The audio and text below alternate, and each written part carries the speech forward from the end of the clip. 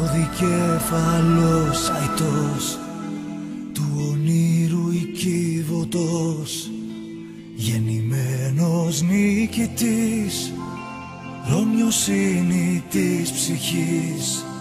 Στα φτερά του πάνω δες τις νεότερες γενιές, κι αν πετάξει θα ακουστεί του θριάμβου η αρχή. Μα εξ αγαπώ πολύ,